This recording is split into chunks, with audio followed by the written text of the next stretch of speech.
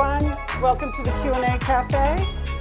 Here we are at the Georgetown Club in Georgetown, and I'm very grateful to the club for letting us use them for this fun gathering, and to Georgetown Cupcake for providing dessert, and to our guest, Jamie Kirchick. I'm always grateful for the guest and for the audience, so thank you for being here. This is our last Q&A of this summer. We'll resume. We were just saying we'll resume in the fall, and so keep looking at Twitter and my emails, or if you're members of the club, keep track of what they announce, and then we'll reconvene in October to do some hardcore political discussions, because the midterms will be but a breath away. And there you go.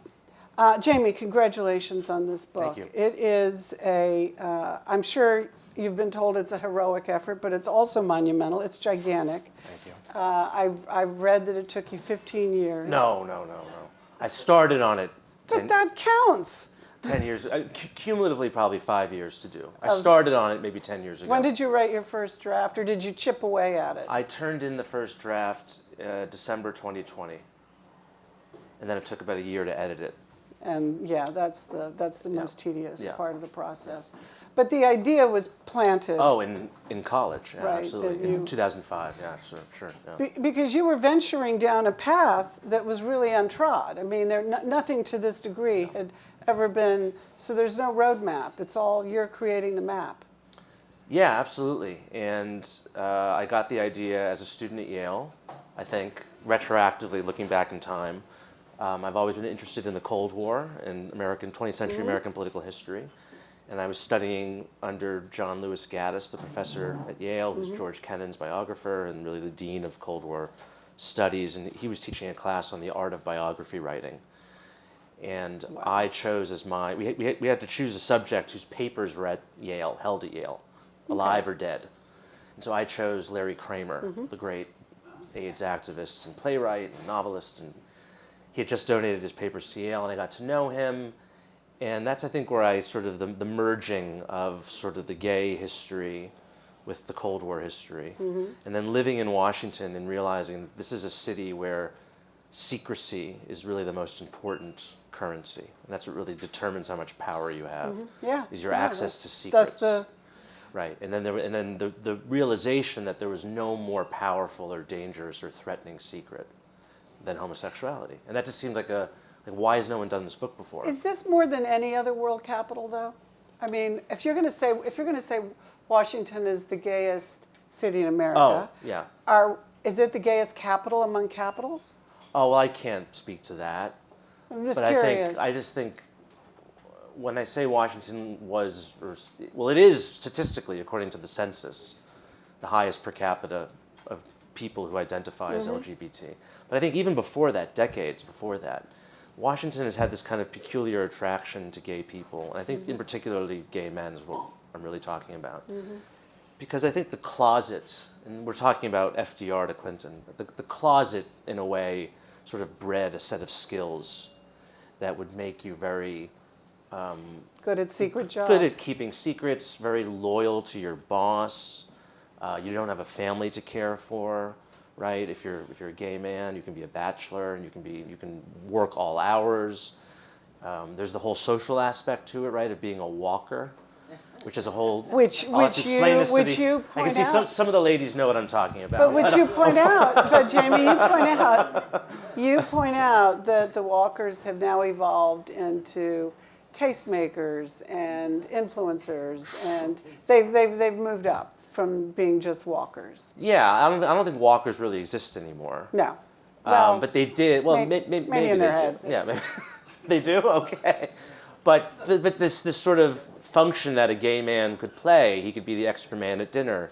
He could escort, wealthy, the wives of powerful men to social functions. You tee up beautifully, because I really do want to talk about characters in your book, because I think that's a good way to talk about what's here, because there's so much. But in that regard, you bring up a man who was a friend of mine back in the day named Steve Martindale. Yes. And he's quite a narrative about almost an arc Yeah. of that moment. And I'll let you talk about him. But I'm glad you asked about Steve Martindale because I've done so many book events and podcasts and interviews and You wish television he were shows. here? No one has asked me about Steve Martindale, and I think it's very appropriate that we talk about him here. Yeah. Because he really became in the 70s the sort of reigning social doyen of Washington. Host. And it was this transformation of, the great women of, Pearl Mesta, right? The hostess with the mostess. And they reigned, until the early 70s, I think. Yeah. And the social scene really changed. And you had this young man named Steve Martindale, who's in his late 20s, and he's working for Holland and Knight, the major PR firm.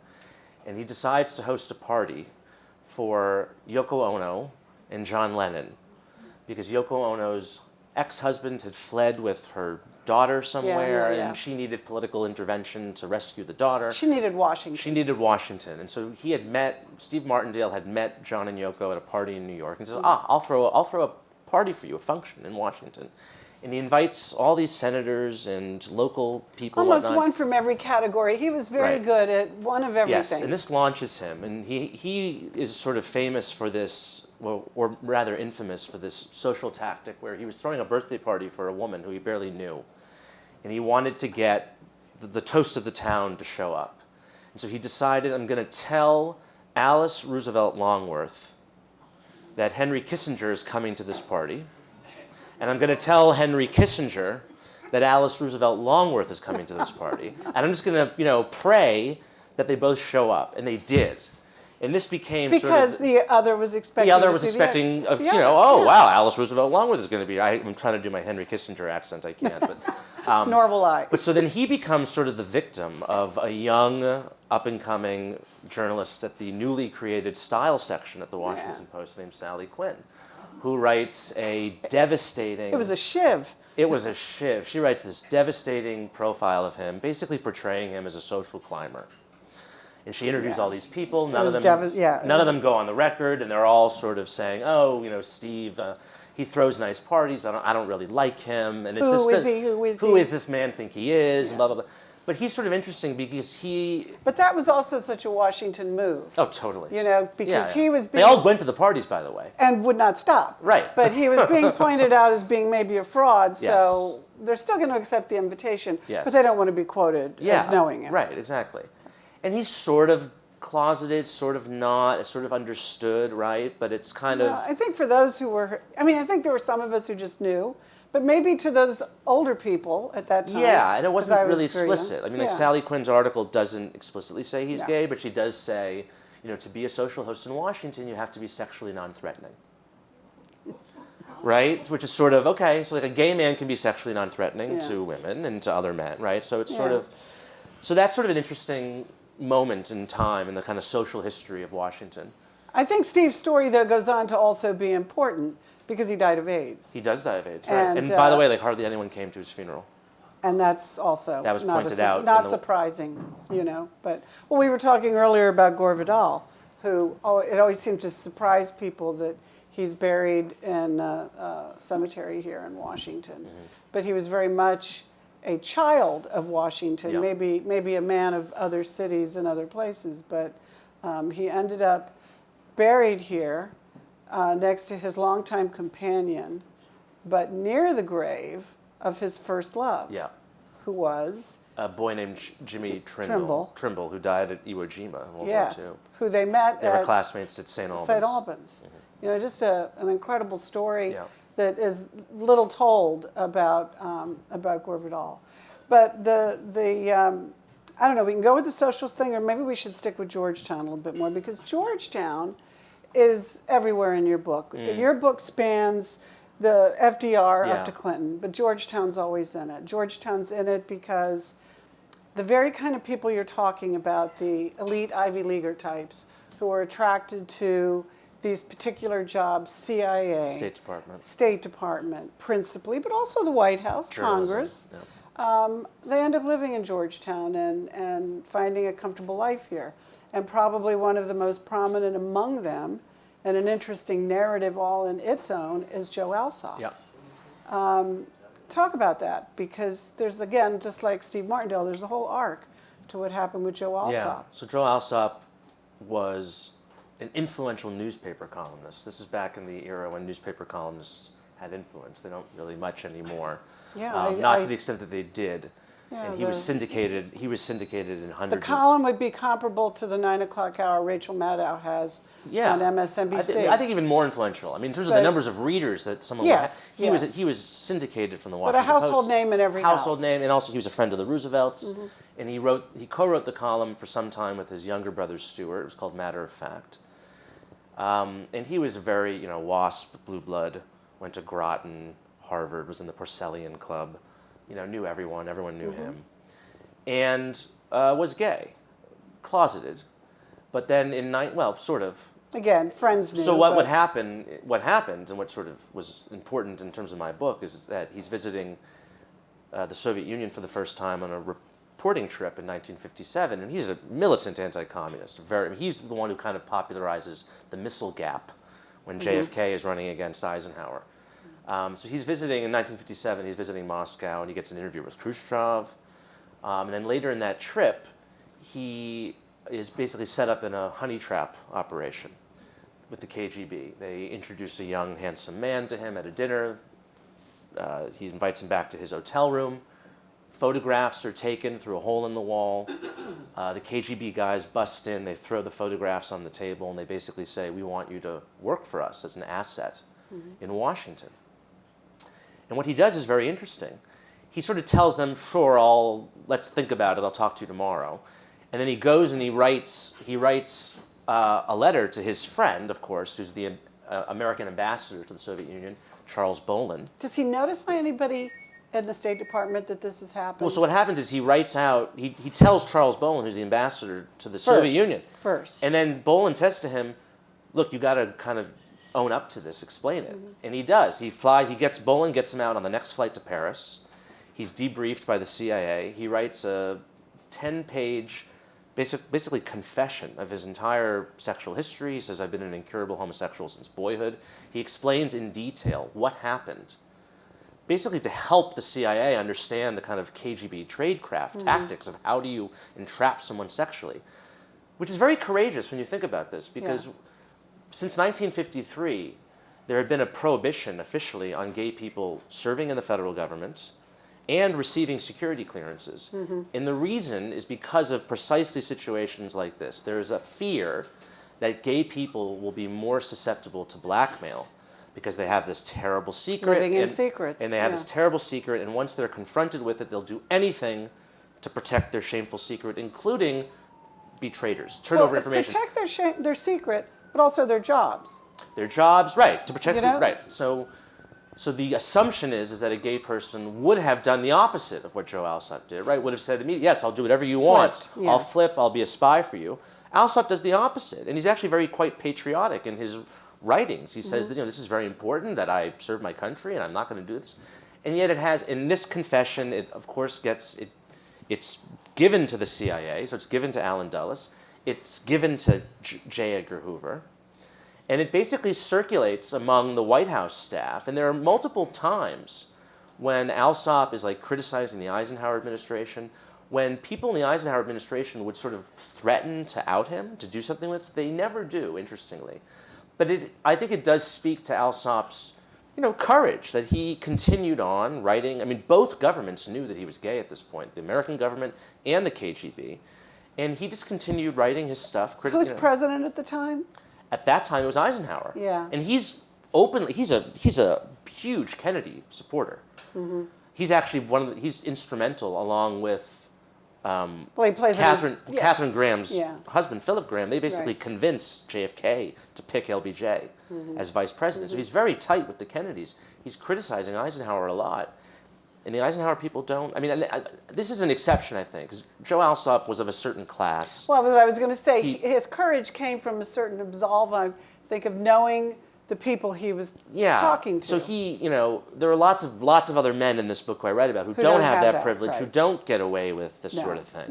No. So I don't want to give you the impression that Joe Alsop was sort of representative of most people, gay people in government. He was protected. But they're all little markers, like Bayard Rustin. Bayard Rustin is a marker. Yes, it's an important moment. What yeah, happens with Bayard and Rustin? Maybe I should explain that. Yeah, But no, I think it he's is important. He's the African American organizer of the March on Washington in 1963, and a relatively openly gay man. I mean, he wasn't shouting it from the rooftops, but the leaders of the movement, Martin Luther King, Ralph Abernathy, they all knew. It had been used against him sort of internally in the civil rights movement, among adversaries trying to kind of displace him. So they knew he was gay. He had been arrested in the past for being gay. It was in California, in Pasadena, though, right? in 1953, I believe. And then 2 weeks before the March on Washington, Strom Thurmond, the segregationist senator from South Carolina, delivers a speech on the floor of the Senate where he has in his hand this arrest record from Pasadena 10 years earlier, presumably given to him by the FBI. It's really hard to think how else he would have gotten this. And he's denouncing the chief organizer of the March on Washington, is a communist, because he had been a communist in his youth. He actually later became a very anti-communist social democrat. Sexual deviant pervert. And what's interesting is that he's protected by the leaders of the civil rights movement. They could have quite easily, and probably no one would have blamed them for it at the time. They could have just sort of shunted him aside. But they don't. They protect him. I think because they realize that to do so would have been giving a scalp to their worst enemy, a white supremacist segregationist from South Carolina. So they protect him. He speaks at the March on Washington. He's on the cover of Life magazine the week afterwards. And he really becomes the first public figure in American history to survive an outing. The first gay person to survive an outing. He's so much like Alsop. He survives. And again, a lot has to do with the people around him. Yes, I think he was too important to the march. I mean, he was so skilled, and he was really the only person who had the chops and the knowledge and kind of the organizational brilliance to pull that massive event off. Yeah. That they could, 2 weeks before the march, they just couldn't afford to get rid of him. It's interesting. I'm not sure. I don't recall whether you go into this in the book, but you did go into it in an interview of yours that I heard or read, where you don't know that you're in a position fully to out J. Edgar Hoover. You call it circumstantial evidence. Yeah. Now that's so interesting because I remember I feel like my youth or whatever spans your book because I'm born in 1950. I more or less grew up here in New York, but in this orbit. And I was a very young reporter. I remember being a very young reporter, like 18, with the wire service. And coming back from a story with a photographer, and we drive by St. Elizabeth's Hospital, and he points at this house, and he says, that's Hoover's house. And I said, oh, interesting. And he said, yeah, he lives there with his boyfriend. And they wear dresses when they get home at night. There you go. And I'm like, So the wearing dresses, that was, because that wasn't written about until 1993. I didn't know that people were talking about that in the late 1960s. Well, I was in the news business, so that's a kind of a different lane. That's a complete urban legend that he was a cross-dresser. Well, because it's a complete urban legend. There's no truth to it whatsoever. Did you say that there were some? Did you say there were some photos or something from something, or they were at a beach? No, there wasn't. They weren't in dresses. No, that comes from a sensational biography that was published by a writer for British newspapers who paid the widow of a mob boss who had dealings with Hoover, who paid her for a story where she said that she was present at orgies where J. Edgar Hoover and Roy Cohn were committing depraved sexual acts on young boys, and Hoover was wearing a dress. That's the source for that story, but it came out in the early 1990s, and it became such a kind of... And in the film JFK, it gets reinforced. J. Edgar, they portray him putting on his mother's clothing and sort of crying in front of a mirror. Again, there's no evidence to this whatsoever. Do you find fault with that, or just creative license? I find, as a historian, I find fault with that. Yeah. I think it's lies. I mean, there's no evidence for it, and I had to base my book on evidence. There's no evidence that J. Edgar Hoover was gay. But there's no evidence he was straight either. Yeah, but there is a but. Well, there's a lot of circumstantial evidence that he had a very close relationship with Clyde Tolson, his number two. They ate lunch every day at the Mayflower. They traveled together on vacations. They lived right near each other. They didn't live together. They lived near each other.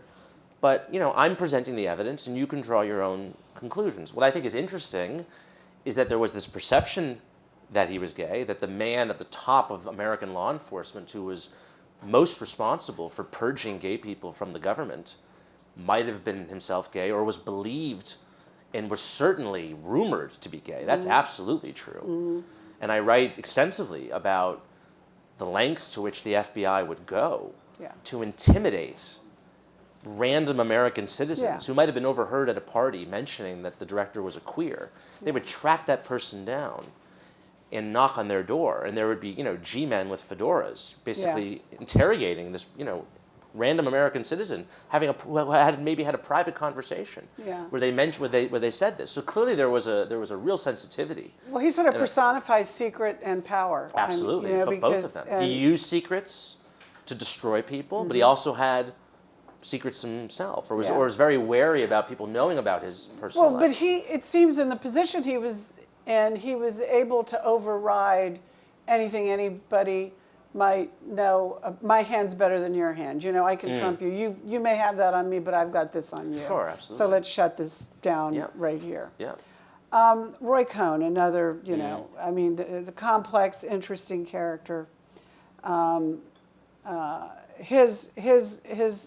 He runs through a lot of the book because he shows up here very young. 26 years old, working for Joe McCarthy. Right, and he is still in Washington when the Reagans are in office. And I have an interesting anecdote of my own about Cohn because I met him. I met him through Roger Stone, which is, again, my business, but I wouldn't say another fine American. I wouldn't say we were social friends, but at the time I was working for a talk show. Because this goes to something else other than just Roy Cohn. I was working for a talk show, and we had him as a guest. And AIDS had begun emerging, and it was rumored that he had AIDS. And at this network where I worked, he came in, and none of the crew would mic him. They refused to mic him. It was just absolutely adamant. He wasn't public that he had AIDS. It was just rumored that he had AIDS. And the host of the show mic'd him. But you were too young to remember this, but there were people who remember this, that AIDS was not unlike COVID in a way. I mean, it wasn't as it wasn't thought to be as pervasive, that you could just get it walking down the street. Right. But there was an enormous stigma. Oh, absolutely. And there was whispering, and there was. I learned that at gay bars they started giving out straws in drinks when AIDS struck, because people didn't know if it could be transmitted through saliva. I wonder what role AIDS, because when I was reading about the Steve Martindale days and that era of the 70s and the 80s, before cell phones, before the vicious divisions of politics that we have now, we sounded, and I don't want people to have to go back in the closet or to live that way. But we sounded like so much more of a fun city. I mean, you're just, there are these clubs, people are going places, they're having fun. Yeah. They're having to hide, but not as much. I mean, every year it's changing. And then AIDS kind of came along, and that reminded everybody, maybe homosexuality isn't a sin, but it's still dangerous, and we've got to be very careful around these people. Do I characterize that? I think that's true, yeah. I think the 70s were a really fun decade if you were gay. Yeah. Because Stonewall happens, right, and there's all this visibility, and it's gay liberation, and people are coming out of the closet in record numbers. And for straight people, it's fun too, because there's the pill. Yes, it's the pill, and absolutely. Free love, and divorce is skyrocketing, Discos, and abortion's legal, and all this stuff. And the disco scene really picks up here. No cell phones to take pictures of you. Yeah, and you have all these great, they were called super bars. And they opened up in the old Southeast near RFK Stadium. The ballpark and there were these giant, like airplane hangar-sized, factories that they would turn into nightclubs. And the biggest and the most fun was called the Lost and Found. Multiple dance floors. And this was, in terms of the gay world, there was the existence of something called the Code, which was basically an unwritten rule that you don't out anyone. And it Who doesn't- you see. Who you see at a gay bar. And Barney Frank once referred to the gay bar in this era as being like neutral Switzerland. And that, right? So outside, everyone's fighting politically, right? Democrat, Republican, liberal, conservative. But inside, everyone's the same, and no one, and it's kind of this homosexual omerta. Yeah. And it's actually true. I mean, I write in the book, and I read that, apparently there was a gay man on Anita Bryant's staff. Anita Bryant was the Florida Yeah, I don't think I'd be surprised. orange since- juice queen who waged Yes. this major anti-gay campaign across the country in the 70s. And gay activists knew that one of her chief aides was gay, but they wouldn't reveal that, right? So that shows you how tight this was. And that begins to break down in the 80s. Because you have, with the Reagan administration, you actually have a lot of gay people working for the Reagans and around the Reagans. You have AIDS becoming a real major issue, and they're not doing anything about it. Well, that Reagan's brought AIDS into the White House with Rock Hudson, you could Well, say. and I have a whole Yeah. tragic yeah. talking Please about. talk about that. So Rock Hudson finds out he has AIDS because in 1984 he's at a state dinner, and they take the photos in the receiving line, and when he's back in Los Angeles the week after the party, he gets the photo from the receiving line, and I reproduced the photo in the book. You can see behind his left ear there's a purple lesion, and his assistant said to him, "Rock, you got to get this checked out." So he gets a biopsy, and it turns out that it's a Kaposi sarcoma lesion, and he has AIDS. That's how he discovers that he has AIDS. Wow. He dies the following year, and the Reagans put out a public statement upon his death. And I found the drafts of this statement at the Reagan Library, and you can see Reagan's handwriting. Right. And I reproduce it here in the book. And this is the president's own Do you handwriting. needed me to turn that page down? Well, this is the president. Oh, so you've already, right. So that's good to know. So it's Nancy and I are profoundly saddened, and profoundly is crossed out. Our memories will also be of his humanity. This is crossed out and changed to, he will be remembered for his humanity. So it's put into the passive voice. Who wrote it? And then, hold on, and then this entire sentence is crossed out. He was our friend, and we will miss him greatly. That's crossed out. This is all in Ronald Reagan's personal Ronald handwriting. Reagan's These are his edit. personal edits. Yeah, that's By the way, his in edit. 1985, and people were saying, he was kind of losing his mind and had early onset Alzheimer's. I don't know. That to me shows that he was very deliberate and careful, that he wanted to kind of depersonalize But their relationship. Do you know who wrote that? The statement. Yeah, do you know who The wrote original statement would have come from, it's in my records probably, because it's all inter-White House. it? Right. It would have been a White House speechwriter, someone probably very low on the totem pole. Maybe consulting with Nancy or not? No, and I think Okay. the president gets it, and then the president says, well, I don't want people, I mean, I'm putting myself in his mind. Yeah. I read that, and it's very clear to me that he wants to distance himself and his wife. By the way, AIDS was not, no one famous had got AIDS or was known to have gotten Right. AIDS until Rock Hudson. He's the Yeah. first celebrity. Yeah. He puts AIDS on the front page of the newspapers around the world because he's a very famous actor, matinee idol, and it's a huge deal.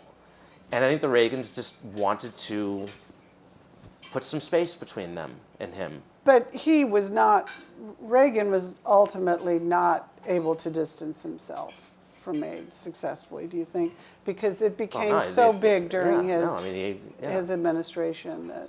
And there are other people close to him in the administration who die of AIDS. Terry Dolan is one of the ones, the brother of his chief speechwriter. Yeah.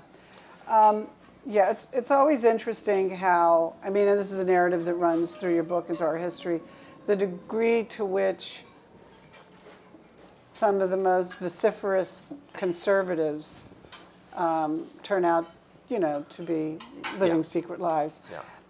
So there are a couple other people I want to get to. One who I think is a story, it's not Steve Martindale, but it certainly ends in a sad way, is Craig Spence. Oh, yes. He's another kind of Washington character that you feel can only grow here. Absolutely. Can only thrive here. Yeah. Talk about him, because... Craig Spence, again, someone I'm glad you brought up because no one's really talked about him. He was a journalist in Vietnam, and then he became a kind of lobbyist / consultant for Japanese interests in And Washington. whose administration is this again? So he moves to Washington at the outset of the Reagan administration. Okay. And he becomes like a Steve Martindale character, like a real kind of mover and shaker, and he has all these seminars and dinners at his Kalorama mansion. Glittery, but a different kind of glittery. More than like Steve. policy, Yeah. public policy, and he would get, he would get leading officials from the State Department and the Defense Department and the Reagan administration to come to these dinners. But then he's also leading this kind of secret life where he's a connoisseur of, male prostitutes. And so after the dinner parties end, sort of these kind of gay bacchanals would take place, right? And then in the summer of 1989, the Washington Times launches this campaign where they basically try to take him down. And they allege on the front page of the paper that a lobbyist well connected to the White House had arranged tours for male prostitutes of the White House. Of the Oval Office. Of the Oval Office.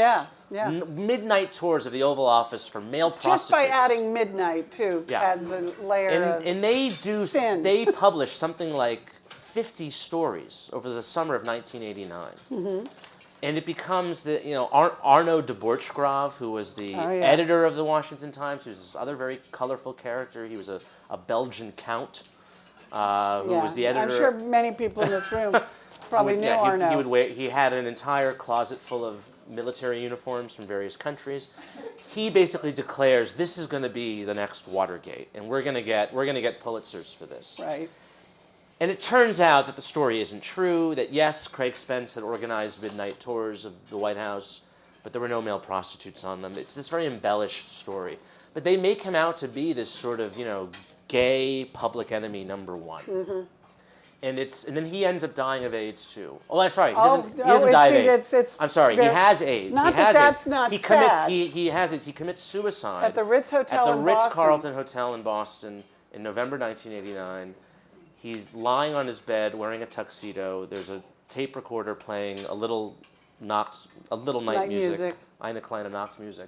And he writes in marker on the mirror of the bathroom something like, goodbye, Chief, I did what I could. He leaves this cryptic message. Yeah. It's a very strange departure for him. It was horrible. But he's one of these characters that I write about, these sort of men, these sort of closeted gay men in Reagan's Washington, who are kind of DC power brokers. Bob Gray is another one. Bob Gray, yeah. Terry Dolan. Bob Craig Gray Spence. had quite enough power on his own too, though. Oh, he was a real legitimate power broker. Yeah. I think he had a place down in Florida, and as well as DC, had a powerhouse here, which was what a name. Yeah. The name is still on it, I believe, and he was, he was at a point then where I wonder, if he'd been publicly gay, would that have made any difference? Well, I think it's important. This is why I think my book is important, because I read about Bob Gray in the context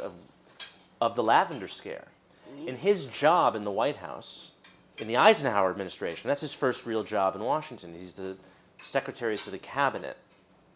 His predecessor in that job was a man named Arthur Vandenberg Jr., who was the son of the great Republican senator from Michigan, who was going to have that job, but was prevented from having it because J. Edgar Hoover outed him to Dwight Eisenhower in December 1952. So just weeks before Vandenberg is supposed to take this job, Hoover shows up at the Commodore Hotel in New York City, the transition headquarters, basically slaps a folder on Ike's desk and says, Art Jr. is a homosexual.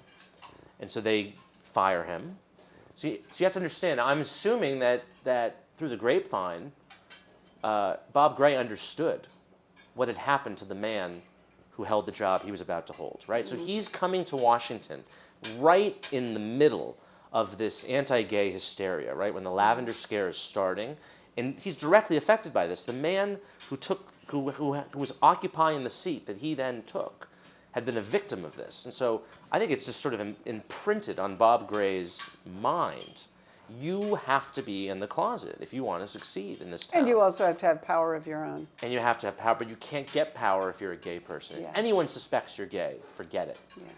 Now, by the time, the Reagans come around, it's the biggest open secret in Washington.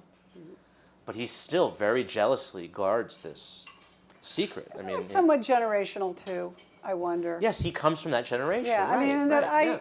I even as things got better for so many people, especially like I remember coming back into the workforce after I had Nathan's, and I go to work at Washingtonian magazine, and it's like I'm coming back into a Washington I hadn't been in for 12 years, coming back into the journalism side of it, and how much it had changed and how much people were allowed to be free and liberated. Sure.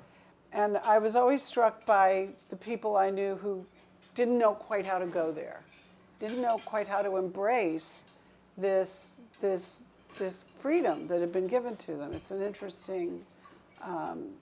Do you know what I'm talking? I mean, I'm sure you know. What years was this? Well, this by now it's 2011. Oh yeah. Because I had gone out of journalism in 1998. I had to go run my husband's bar, and then I came. Not that owning a bar doesn't expose you to the real world, but it was just different to me to see how, from a journalism point of view, all the different people I intersected with, and how some were just living a whole new life. And well, I end the book in 1995 because that's the year that Bill Clinton lifts the ban on gay people being able to receive security clearances, which seemed to be, if the book is starting really around World War II, with the kind of when homosexuality becomes a national security threat, it's not just a sin or a medical condition or a crime, it becomes a threat to the country. That ends officially in 1995. That's not to say that gay history ends in 1995. Clearly, that's not the case. The closet doesn't suddenly disappear. But in terms of the government, the government imposing this secrecy on people, that ends in 1995. Yeah, but it's like you think, wouldn't it be interesting if this book could be read by, Richard Nixon, for example? The degree to which all of this is just out there in the pages, and that they would even see that we now have a member of the president's cabinet who is openly gay, happily married, has 2 children, and the fact that he's gay in normal circles is not the first thing that is said about him. And to think that, well, it's a cliche, of course, but the numbers of lives that are ruined because of this need to live this secret life. I suppose I have 2 questions. We only have about 10 minutes left, but I want to use one of them, use a person for one of them, and then the question. Frank Kameny. He's a very Washington person, really. He actually, I think, ran for he was the first openly gay person to run for Congress. Yeah, but his story goes back to, though, the people who come to this town for these very important and essential jobs. They're highly skilled, highly educated. They happen to be gay. And they go into these jobs, and tell what happens. Well, Frank Kameny is a Harvard-trained astronomer, and he's working for the Army Map Service, which was the predecessor to the Geospatial Intelligence Critical agency. And it's December 1957, which is 2 months after Sputnik is launched. Critical. So it's the space race has begun. He's an asset. I mean, he's a real asset for the government. You can't think of someone more usul to the government than a Harvard-trained. I went to Yale, so maybe a Yale-trained astronomer might be more very open-minded. A Harvard-trained astronomer, you'd think would be a pretty high-value person in the eyes of the federal government. He's fired for being gay in December 1957. And that's it. You're performing your job beautifully, but you're and what gay. makes him compelling is that there have been thousands of other gay people who have been fired from their jobs. He is the first to say, you know what? Society is wrong. I'm right. And that society is sick, not me. I'm not the sick one. You're all sick.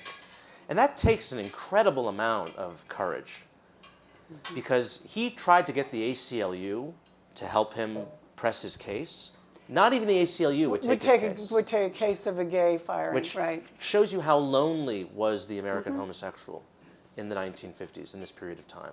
And he writes his own legal brief, and he tries to get the decision reversed. He tries to take his case all the way up to the Supreme Court. They don't even hear it.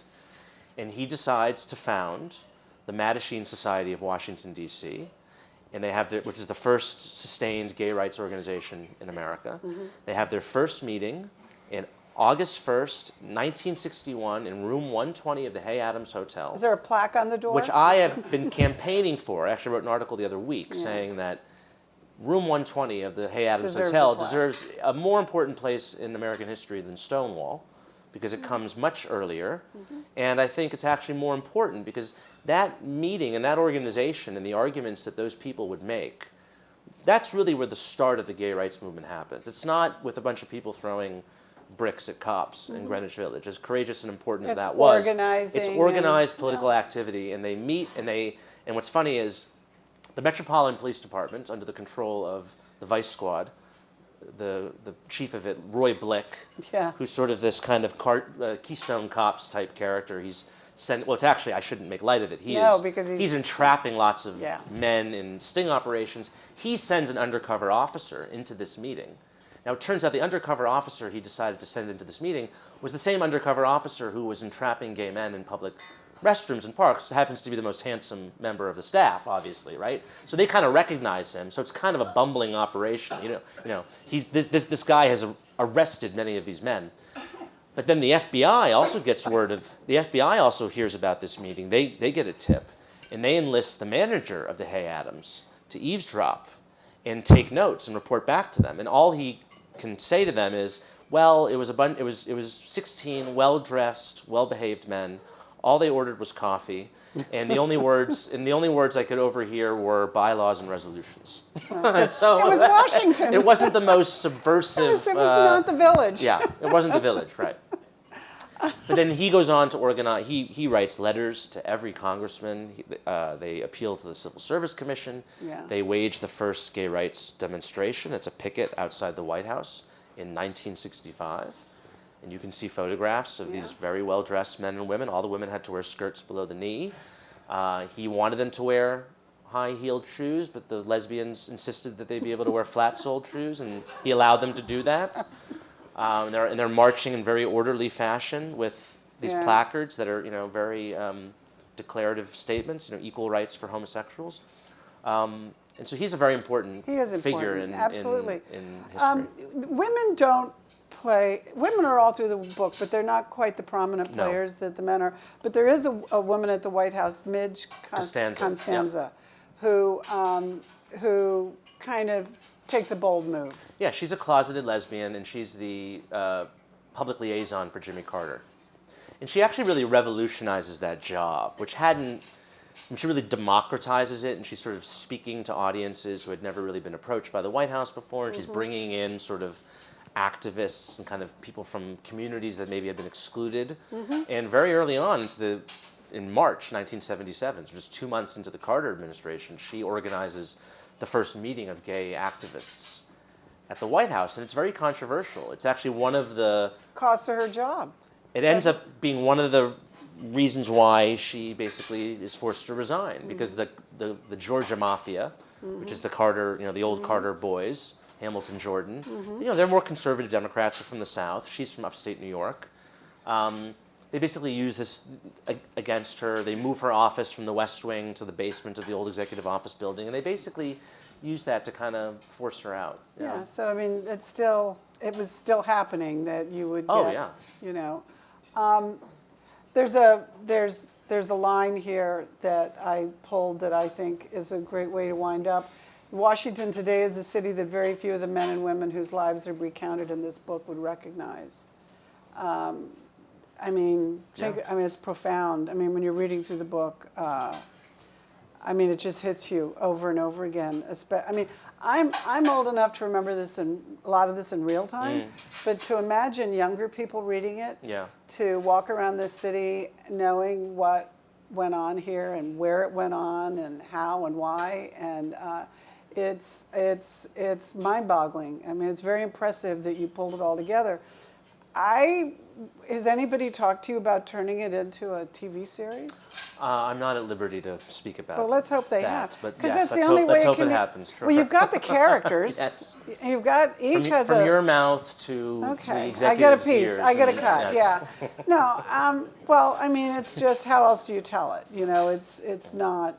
it's not one movie, it's many episodes. It's a multi-season television series. It's a I agree. yes. I agree. Soon to be on your favorite streaming channel. Well, I encourage everybody to buy the book. We're going to wrap up here. Jamie's going to go downstairs. He is going to get fed, but before he gets fed, he's agreed to sign some books and talk to you down there. And congratulations. Thank you so much. Huge, This was a huge lot of fun. accomplishment. Thank you so much. Yeah. Thank you. Thank you. Thank you, everyone. Have a good summer.